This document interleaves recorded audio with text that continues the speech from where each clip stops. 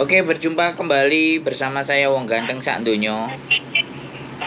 Iya Mas, Mohon ini untuk saya mau. mohon tidak menyebut nama ya, karena ini akan naik ke konten YouTube. Jangan disebutkan nama siapapun dan sampean, oke? Oke oke ya Mas ya. Gimana? Gini kan aku kan kemarin tanggal 6 itu aku lapor ke polisi itu kan lewat internet itu loh. Terus? Internet report itu ya. Soalnya kan aku kan sibuk nggak bisa keluar pun cuma sebentar kan. Aku lewat internet itu kan lapor. Aku bilang kalau aku ditipu uang sebanyak 9.500 gitu. Terus?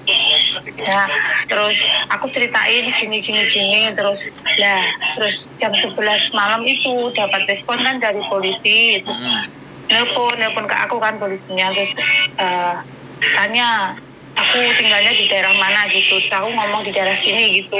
Nah, terus dicariin polisi yang deket rumahku tinggal sini gitu. Nah, habis itu nanti kamu ditelepon lagi sama polisi yang dekat rumah kamu nanti diangkat dia. Terus tak tunggu kan, terus jam 11:30 itu ditelepon, ditanya gimana kasusnya, kamu gimana, terus aku jelasin gini gitu ya kok. Terus lah kok polisinya ngomong ya gini, kalau gitu kamu kapan bisa ke kantor polisi, pokoknya selain hari Minggu sama tanggal merah gitu ya. Terus aku kan ngomongnya, aku kalau hari biasa itu nggak bisa, soalnya majikanku semua kerja, aku cuma sama nenek kan, aku bilang gitu. Terus dianya, ya kamu ngomong sama majikan kamu kalau kamu lagi ada kasus gitu kan, minta keluar liburnya hari biasa gitu. Terus aku ngomong, ya nanti tak usahain. Terus lah dia nyuruhnya kan hari Sabtu kemarin. Terus aku ngomong, iya nanti tak tanya majikanku lah. Terus dia ditutup kan teleponnya. Habis itu telepon lagi, dia bilang, kamu ini dicurigai kasus money laundry, bilang gitu loh.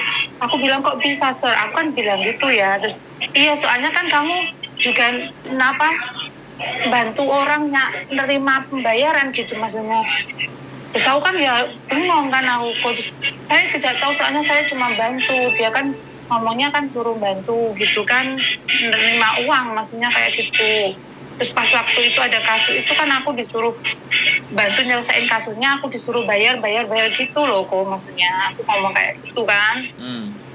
Terus polisinya ngomong, ya udah kalau gitu gini aja, hari Sabtu kalau kamu emang sudah siap, kamu hari Sabtu ke kantor polisi ngambil surat pernyataan kalau kamu ditipu itu sama bawa buktinya transferan kamu.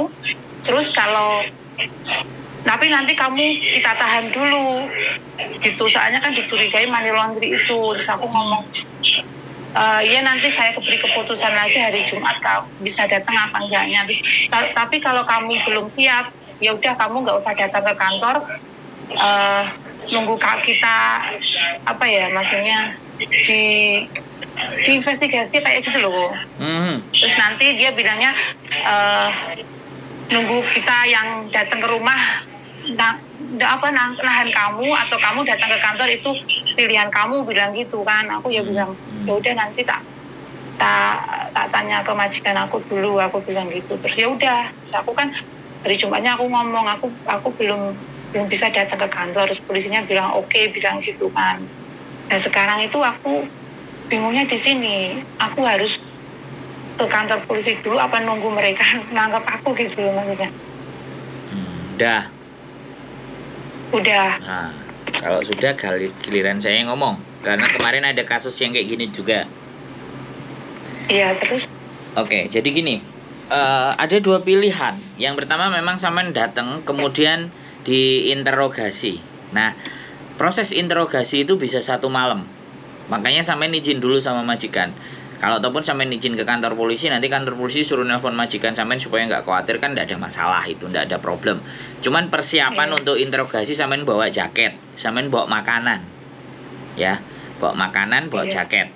Karena kemarin ada yang diinterogasi tanpa persiapan, dia sampai 1 hari semalam, besoknya baru dia dilepas, dan di dalam kedinginan AC-nya.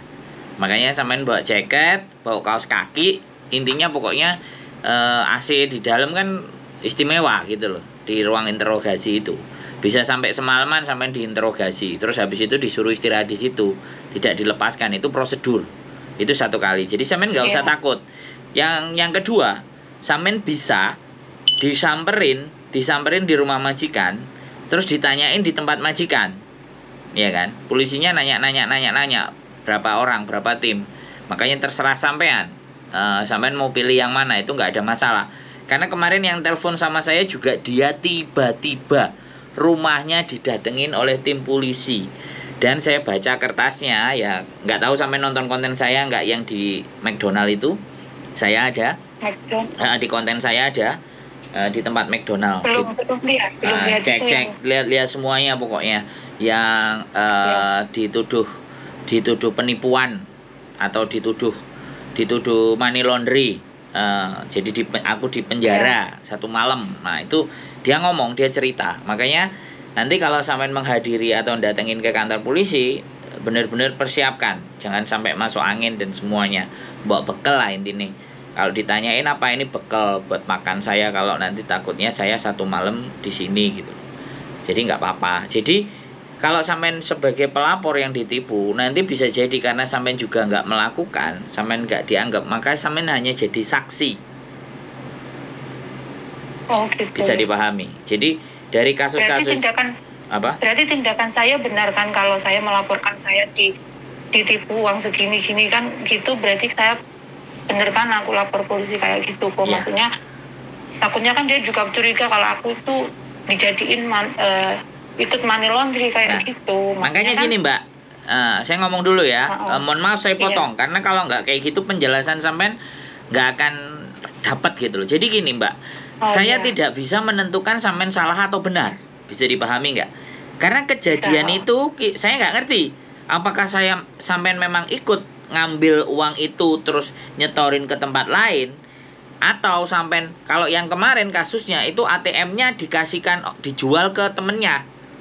Jadi otomatis ATM atas nama misalnya sampean itu dipakai teman sampean untuk transfer untuk terima uang.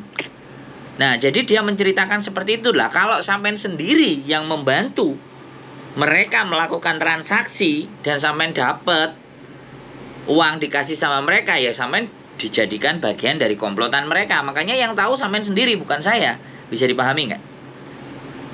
Bisa. Nah, jadi sekali lagi ya kan, kenapa mereka menggunakan teknik dan tata cara ini? Karena teman-teman kita itu lebih gampang diiming-imingin gitu loh. Lah kemarin yang ATM-nya itu bermasalah itu kalau nggak salah sekitar 7 bulan atau hampir 1 tahun lah, atau 2 tahun yang lalu itu kasusnya dijalankan, tapi baru sekarang dianya kena, ditangkap di rumah. Tapi kembali lagi ATM-nya itu dijual ke orang 2.500 baru dia ngaku.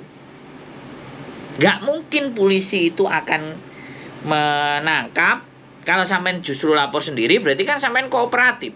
Nanti tinggal investigasinya, nanti tinggal interogasinya aja sampean bagaimana ngomongnya dan apa yang sampean alami, kejadian apa yang sampean ceritakan sama mereka.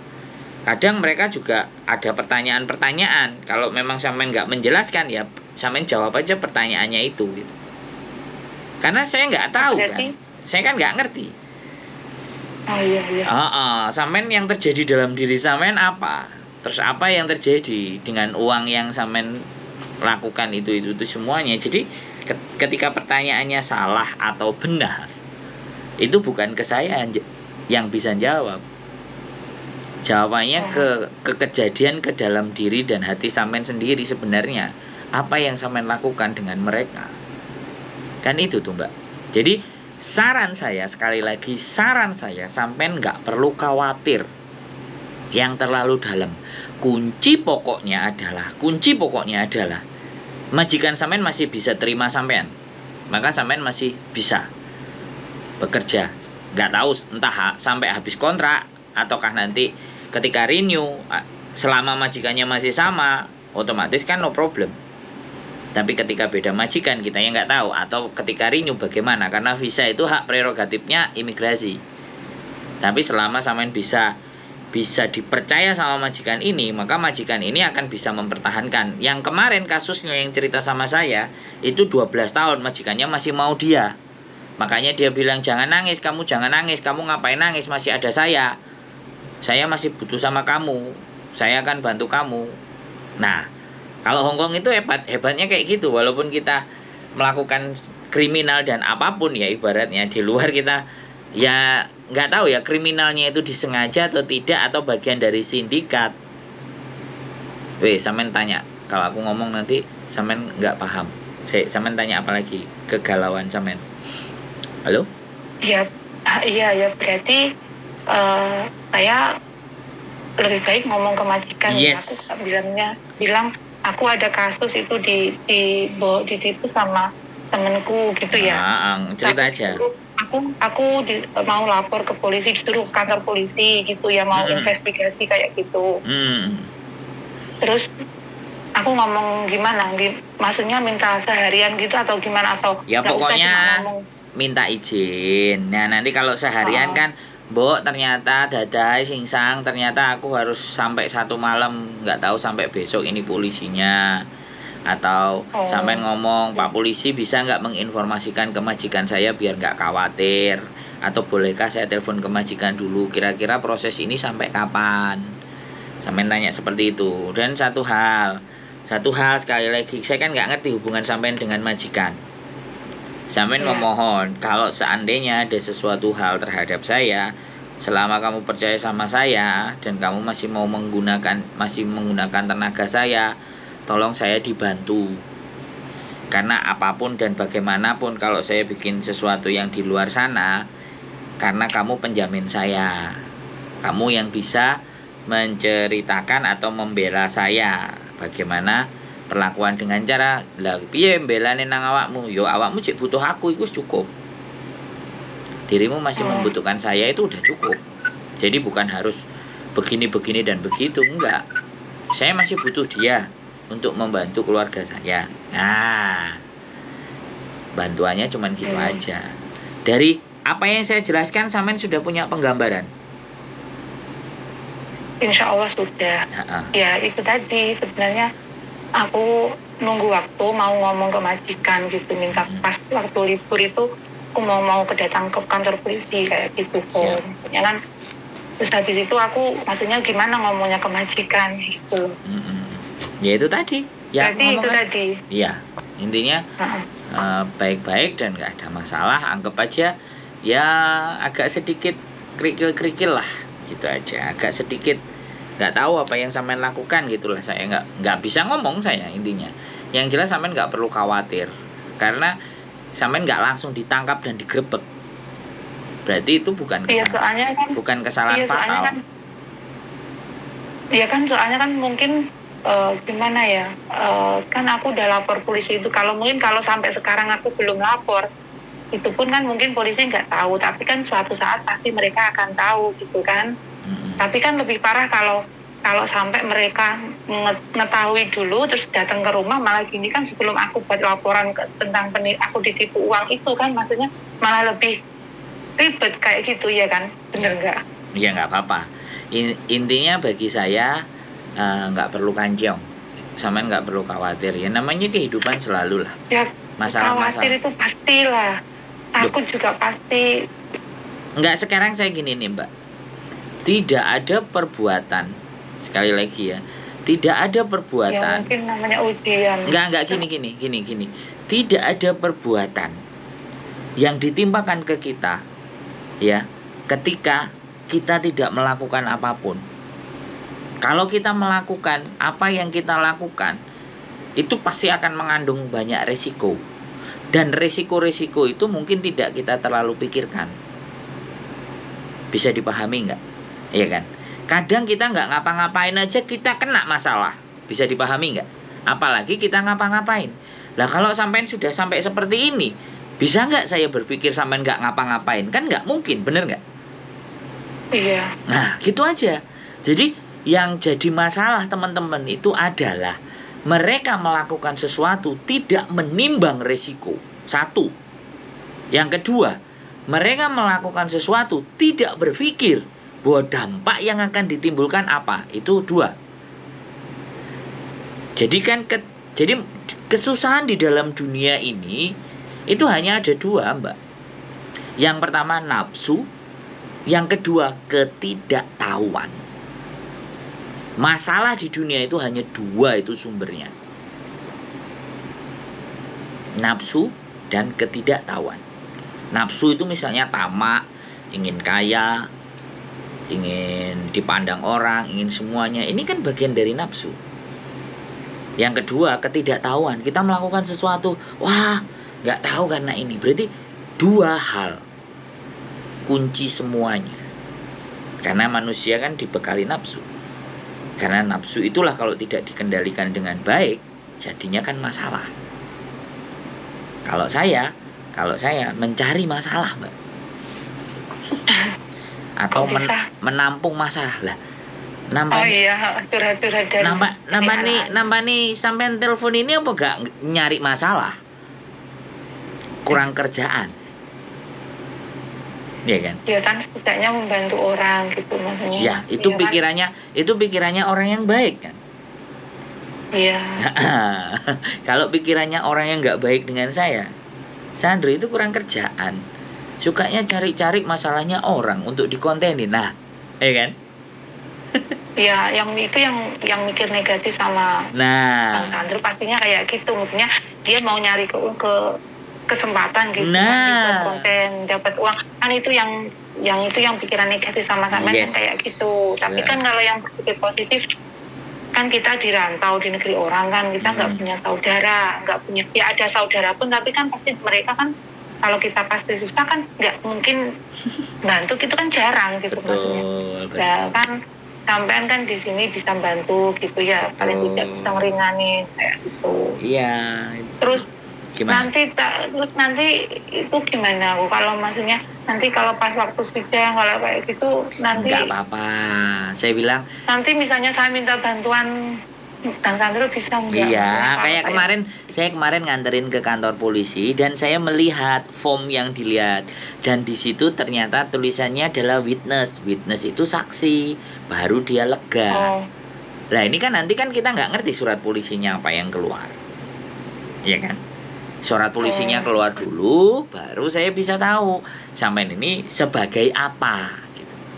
Dinyatakan sebagai apa? Apakah saksi, apakah terdakwa, apakah tersangka, kan kayak gitu tuh. Jadi dan satu kali lagi, sampean bisa boleh agak sedikit lebih lega karena kan tidak langsung digrebek. Kalau tidak digrebek. Tapi kan maksudnya meskipun sekarang enggak, tapi kan nanti enggak tahu seminggu kemudian atau 1 bulan kemudian itu kan aku yang ada sekarang itu was-wasnya apa kalau pas waktu pagi atau siang atau polisi datang ke rumah itu loh maksudnya. Makanya gini Mbak, makanya gini, kalau sampean nggak menginginkan polisi datang ke rumah, makanya sampean yang datengin kantor polisi. Kalau sampean datengin, saya telepon ke kantor polisi dulu ngomong hari tanggal kapan aku mau ke kantor polisi gitu ya. Iya, kalau sampean datangi kantor polisi artinya sampean melapor, sampean kooperatif namanya. Iya, maksudnya kan saya kan udah ada laporan kan, itu kan kalau laporan polisi kan ada laporan nomor sekian terus nomor HP polisinya kayak gini kan ada kan. Ya. Nah itu berarti saya telepon dulu ke yang nanganin kasus saya yang maksudnya saya ditipu uang itu, saya ngomong kalau saya tanggal sekian mau datang ke kantor kayak gitu atau gimana? Iya nggak apa-apa, ya kan dia sudah ngomong. Entah saya yang datengin kamu, entah kamu yang datang duluan, kan sudah ngomong tuh. Berarti nggak usah ngomong gitu ya, maksudnya nggak usah ngomong kalau saya mau datang ke kantor. Ya ngomong, saya datangnya tanggal sekian boleh nggak? Saya libur tanggal sekian, itu namanya kooperatif, Mbak. Sampean sudah ngomong sama saya ya. Tolong kebingungan dan was-wasnya itu jangan terlalu banyak. Karena kalau terlalu banyak, sampean fokus akan dua. Yang satu ngurusin majikan, yang satu ngurusin masalahnya sampean. Iya benar. Ya makanya saya mau mecah ini, mau ngasih gambaran. Sampean fokus saja sama sama pekerjaannya sampean. Dan itu telepon sama polisi saja. Saya akan memenuhi datangan. Aku akan datang di hari libur. Terus pamit sama majikannya. Itu namanya sampean menghadapi, sampean adepi. Kalau sampean menghadapi, polisi nggak akan banyak masalah. Tapi kalau kita yang pergi, ya itu yang jadi masalah. Bisa dipahami nggak? Karena nanti kalau kepecah ini konsentrasinya sampean akan berat gitu loh, nyeleleng. Paham nggak? Ini yang saya tidak mau. Ya. Terus minta keluarga di Indonesia untuk berdoa. Ya, bantu doa. Sudah, saya sudah tadi sore sudah. Jadi sudah biar mereka juga berpikir, biar beban itu juga terbagi dengan mereka. Terus tolong ya, kiriman kalau saya berikan kurang dari biasanya, tolong dipahami dan dimaklumi karena saya lagi kena masalah. Bisa dipahami nggak? Iya bisa. Nah, wis ya. Sekarang ya mungkin sampean nggak bisa hilang sama sekali. Tapi nomor saya masih bisa dihubungi. Nanti kalau ada di kasus di polisi dan semuanya sampean nggak paham dan ngerti, telepon aja. Yang penting jangan mendadak. Kayak gini, mau ketemu polisinya tanggal berapa kan sampean sudah mulai telepon. Ya. Oh, terus ngabarin Bang Sandro gitu. Boleh. Aku tanggal kesini ke kantor polisi. Iya, gitu ya. kalau sampean Nanti bersedia. Kalau ada maksudnya nanti kalau ada sesuatu apa saya telepon minta datang ke kantor polisi kan itu bisa ya, misalnya saya ngomong dulu ke Bang Sandro tanggal berapa gitu mau ke kantornya gitu ya. Ya, karena bagaimanapun polisi tidak akan membutuhkan saya, pastinya sampean. Saya cuman sebagai penguat saja supaya sampean nggak takut, nggak bingung. Saya kemarin juga ke Prince Edward ke kantor polisi, mbaknya yang kena kasus money laundry itu gara-gara ATM-nya dijual. Sampai nangis-nangis. Aku bilang, sudah mbak, aku bilang wis, kesalahan ketidaktahuan sampean itu dibayar hari ini. Aku bilang sudah, nggak apa-apa. Ya soalnya saya juga tidak tahu apa itu money laundry, itu nggak tahu, baru tahu itu lihat kemarin, lihat kontennya Bang Sandro, Miss Yuni itu. Aku bilang ya Allah, ternyata kayak gini ya money laundry. Aku pikirnya money laundry itu cuma dalam jumlah gede yang gitu kayak gitu doang. Makanya aku ya Allah. Ya mungkin buat sampean itu kecil, tapi bagi mereka itu jumlahnya kalinya banyak. Ini nggak cuma orang Indonesia aja loh, orang Filipina juga banyak loh. Dimingi-mingi dikasih sekian loh. Iya, nggak apa-apa. Karena itu kan kemarin yang tak SMS itu kan anak Filipina, makanya anak Filipina ngomong, kamu lapor aja ke polisi, coba buat laporan ke polisi, soalnya kasihan yang banyak yang yang udah kena gitu kan, daripada nanti banyak teman yang kena, kan mendingan kita lapor aja kayak gitu kan. Jadi itu di laporanku juga tak tulis, aku ngomong aku lapor kayak gini biar nggak semua membantu rumah tangga yang lainnya juga terkena masalah kayak saya, kan aku bilangnya gitu di laporan polisi itu ada, yang terakhir aku bilang gitu. Banyak mbak, ribuan teman-teman kita itu banyak juga, cuman nggak keluar di konten. Makanya kan konten YouTube ini kan tujuannya untuk itu juga salah satunya. Ya iya, sebenarnya bisa membantu, maksudnya kan dari itu kan kemarin tuh aku bingung gimana, makanya kan mau curhat ke siapa itu bingung. Terus aku kan lihat konten-konten ini kan dulunya aku nggak sempat lihat konten kan, maksudnya kan kerja udah capek tidur kayak gitu kan, paling telepon keluarga kayak gitu, nggak sempat lah lihat konten kayak gitu. Nah ini pas waktu kan aku bingung, mau telepon ke rumah pun kan takut, ya gimana ya, maksudnya kan lagi ada masalah, telepon pun nggak semangat kayak gitu, karena aku pengen nyari kesibukan yaitu nonton kontennya Miss Yuni, nonton kontennya sampean kayak gitu. Terus aku sudah saja sama Bang Sandro gini ya, itu akhirnya saya SMS lagi, kan SMS Miss Yuni kan nggak dibales gitu.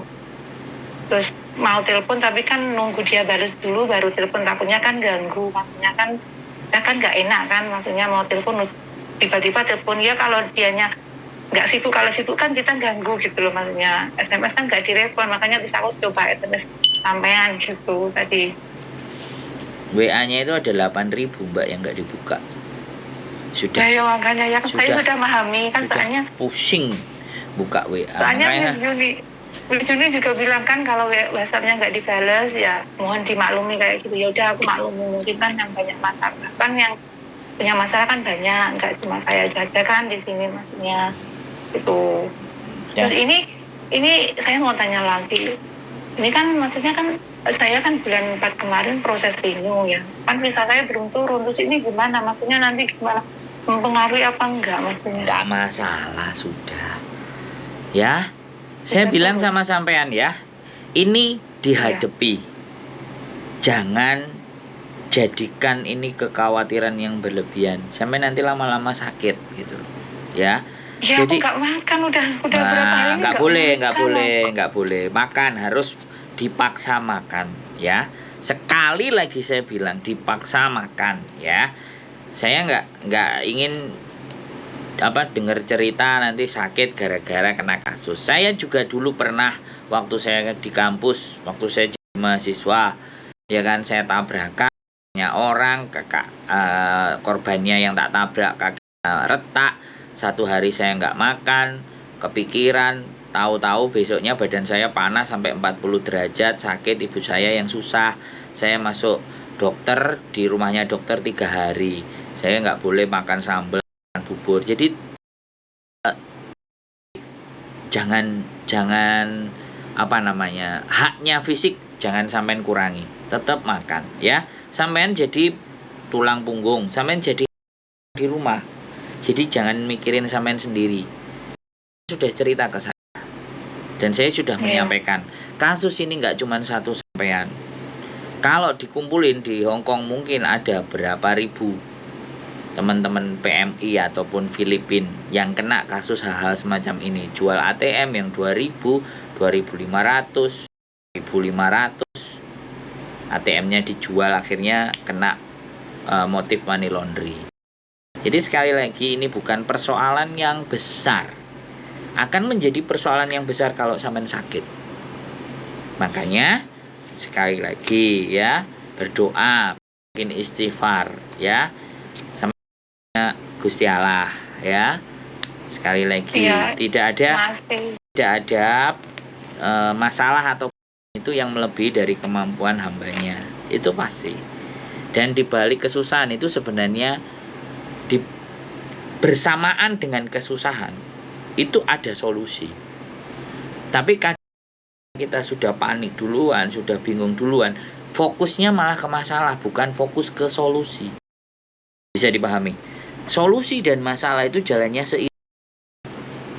Kita otak, nalar, logika kita itu seimbang. Bisa dipahami? Sampean ngerti nggak? Nah, jadi jangan berfokus pada masalahnya, tapi berfokuslah pada solusinya. Nah, solusinya apa ya? Aku harus sabar, aku ya harus terima, ya kan? Aku ya harus hadapi. Itu solusinya. Solusinya tidak pada saya. Bisa dipahami nggak? Solusinya di diri sampean sendiri. Dan sampean juga ketika sampean punya masalah yang besar, sampean punya Gusti Allah yang maha besar juga. Dipahami. Wis sederhana itu di situ. Oke? Sudah lebih tenang? Iya. Alhamdulillah. Nah, ya. Ingat ya. Cuma satu yang saya fokus pikirkan sekarang, bagaimana aku ngomong jujur ke majikan itu maksudnya. Ya, sampean ngomong aja. Ya. Kalau sampean jujur ya sudah. Kalau memang ternyata jujuran sampean menyebabkan masalah ya diterima konsekuensinya. Bisa dipahami? Rezeki masih banyak. Halo? Bisa. Ya? Iya. Oke? Iya. Nafas, sampean masih hidup, sampean punya pikiran, sampean tidak gila, sampean masih bisa Insya Allah masih ya. Masih ingat, soalnya kan maksudnya ya alhamdulillah kan tiap hari di sini bisa sholat, maksudnya ya setidaknya wis. Tenang gitu. Sip, itu solusinya untuk menenangkan hati. Ibadah, sholat itu menenangkan hati. Obat mujarab untuk ketenangan hati adalah ibadah. Iya, makasih ya. Kalau ada apa-apa saya WhatsApp sampean lagi ya. Oke, siap. Iya, makasih. Makasih banget, makasih. Sehat selalu. Assalamualaikum. Iya, makasih. Waalaikumsalam warahmatullahi wabarakatuh. Bye-bye. Bojoku ini. Money laundry. Aduh, money laundry ku apa sih, Darling? Aku yo katrok, ngerti ku nyambut gawe nduk gak enek wong sing ngirimi aneh-aneh. Money laundry ku duwite dilebokno apa jenenge? Laundryan. Dicuci. Cuek kabeh. Ya kan wong kentir toh. Mau money-ne kok dilebokno. Tolong jelaskan apa itu money. Sampai subuh ini guys. Singkat cerita, singkat padat. Jadi money laundry itu mengaburkan. Jadi gini lah, kamu duwe duit akeh. Terus kamu gak kena pajak. Kamu pingin menyimpan uang dari jualan. Misalnya kita itu jualan narkoba, duitnya wakil. Terus akhirnya kita bikin perusahaan, gak konangan, kita buka banyak usaha. Atau dilewat-lewat no sopo, dititip-titip no sopo. Nah terus asal muasal kok tahu rekening kita dapat cemplungan duit itu? Iya. Ya kan aja sih duit dimingi nyilih ATM-mu. Kowe engko tak koki dhuwit tulungono transfer nang kono. Gak enek sing njaluk tulung awake dhewe ya. Berarti ora perlu ya karo wong liya.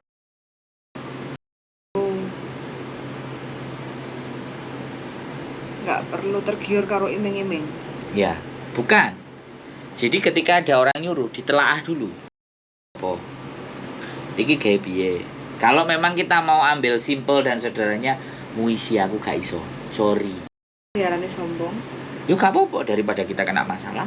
Ngono. Iya no, nang kene nggak perlu dia takut diarani sombong, diarani gaplek, diarani kayak entut goreng, gak perlu nang kene. Penting aja demek Silit, silitku, lambeku. mambul namanya silit. Namanya silit mambul telek. Jadi buat teman-teman semuanya, kadang permasalahan di muka bumi ini hanya ada dua. Apa? Jadi paimo. Paimin? Yang pertama adalah nafsu, yang kedua adalah pengetahuan. Dua hal ini saja yang menyebabkan permasalahan di dunia ini. Wis, ingin jelas nanti dua. Oke, gitu aja teman-teman semuanya. Wis lemas kayak enak duren, buh. Keep stay tune my YouTube channel and see you next video.